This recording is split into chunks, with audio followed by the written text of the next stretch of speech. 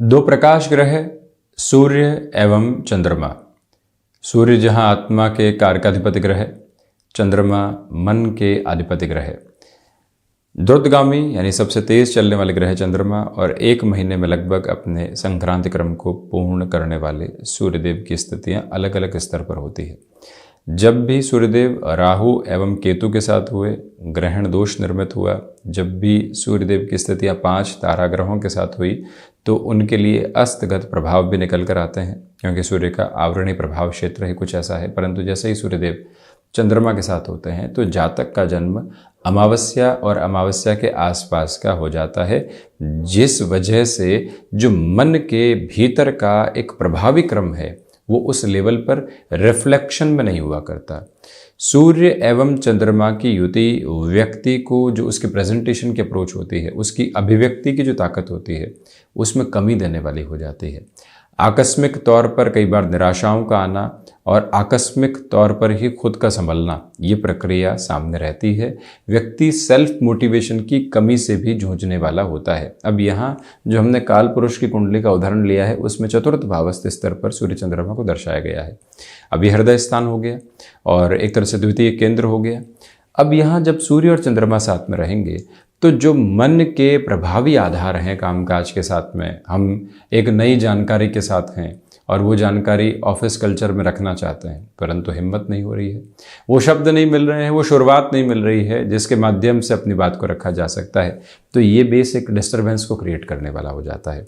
वहीं आप देखें कि जब भी ऐसे ग्रही व्यवस्था साथ में होती है तो व्यक्ति आत्मविश्वास खोने के साथ में अपने अनुभवों पर पूरे तरीके से भरोसा नहीं करता।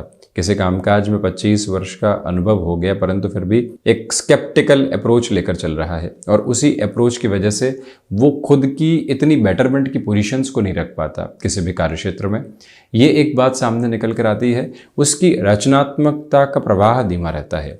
मुख्य धारा में जो बोन्स और जॉइंट्स को रिलेट करती हुई प्रॉब्लम्स है और जो मौसम से संबंधित बीमारियां हैं, ऐसे युति यदि षष्ठ भाव में बन जाए तो परेशानियां निकल कर आती है।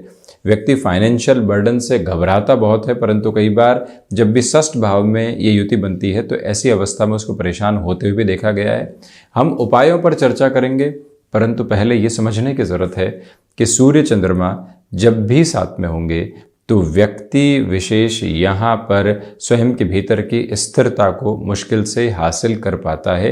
और ये गौर करने लायक बात है कि प्रथम भाव में जब भी ये युति बनती है तो व्यक्ति के लिए गृहस्थ पक्ष की ओर से डोमिनेशन निकल कर आती है। वो इतना हावी गृहस्थ जीवन में हो नहीं पाता। इसी वजह से मन के भीतर तनाव ग्रसित करने वाली स्थितियों में भी रहता है, क्योंकि दोनों ही ग्रहों की जो दृष्टि प्रभाव है वो सप्तम भाव पर निकल कर आ जाते हैं। परंतु ये ज़रूर है कि जहाँ उसके मन ने मंथन को अपनाया, आध्यात्मिकता के सिरों को अपनाया, पुनः वो स्थिरता भी प्राप्त करता चला गया।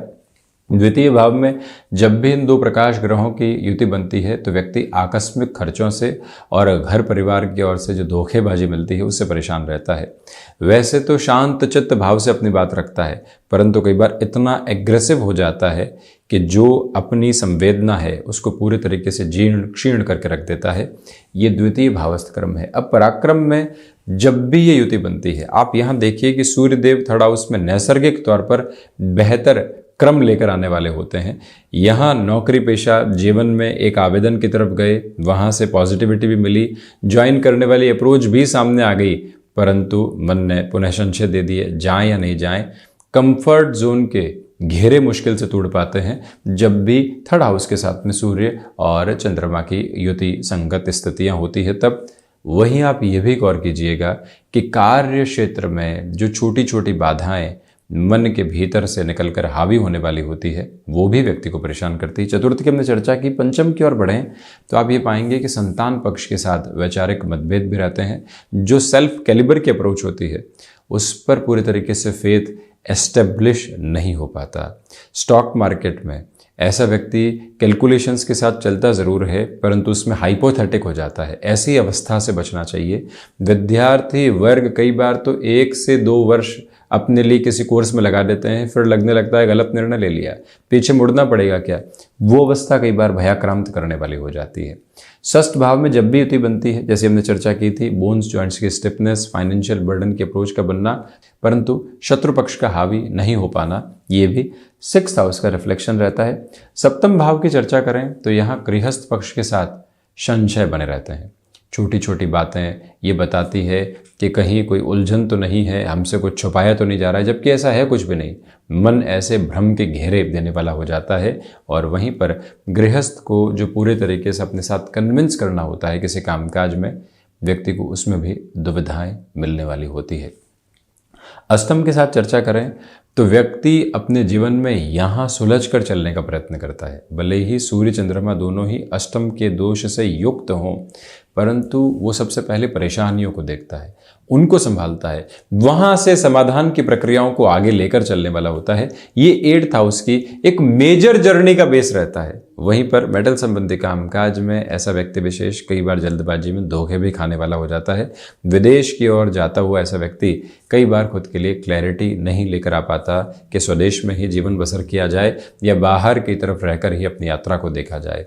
नाइन्थ हाउस के साथ में उसके आध्यात्मिक तेज में कमी आती है। उसकी फिलॉसफी डेवलप जरूर होती है, परंतु वो अपनी बात को इतनी तीव्रता से रख नहीं पाता।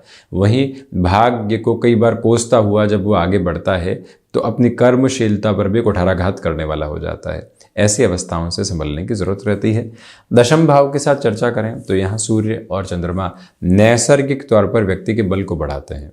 जहाँ अंधियारे हैं वहाँ दीपक की ओर चला जाए, जहाँ अंधियारे से सुबह की स्थितियाँ हैं तो वहाँ इंतजार किया जाए।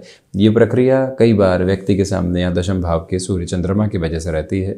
लाभ भाव में जब भी ये युति बनने वाली होती है तो ऐसे व्यक्ति विशेष के लिए पुण्य फलों के उदय की अवस्था तो भले ही नहीं हो, परंतु लाभ में वृद्धि होती है। आकस्मिक तौर पर आती हुई निराशाएं उसको कई बार आकस्मिक लाभ से दूर भी करने वाली हो जाती है। तो वहीं द्वादश में जब भी ये युति बनने वाली होती है, अनिद्रा से संबंधित जो स्थितियां हैं वो परेशान करती है। इसी के साथ में मन के भीतर अज्ञात भय के सिरे हावी होते हुए देखे गए हैं। कोर्ट कचहरी संबंधित मामलात के साथ में जितनी परेशानियां होती नहीं है, उससे अधिक परेशान खुद व्यक्ति होता चला जाता है।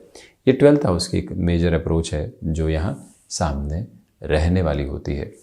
जब भी सूर्य और चंद्रमा साथ में हो, व्यक्ति तुला दान की ओर जाने वाला जरूर रहे। इसी के साथ गेहूं का दान और सफ़ेद वस्तुओं का दान भी महत्वपूर्ण हो जाता है। प्रत्येक संक्रांति क्रम के परिवर्तन के साथ में सूर्य उपासना की ओर जाना, उसी दिवस में आदित्य हृदयम का पाठ करते चले जाना, ये भी जीवन की निरंतरता का एक प्रमुख परिप्रेक्ष्य रहता है। और इसी के साथ में ऐसा व्यक्ति विशेष स्वयं को जो भीतर की अवस्थाओं में संभालना होता है, शुरुआती तौर पर उसमें कमज़ोरी भी देखने वाला होता है। ये प्रक्रिया कई बार सामने देखी गई है। इसी वजह से पूर्णिमा व्रत की ओर जाना भी अति श्रेष्ठ क्रम कहा जा सकता है। तो ये था सूर्य एवं चंद्रमा की युति संकट स्थितियों का प्रभाव। हम ऐसे ही चर्चाओं के साथ उपस्थित होने का प्रयत्न करते रहेंगे। धन्यवाद एवं आभार।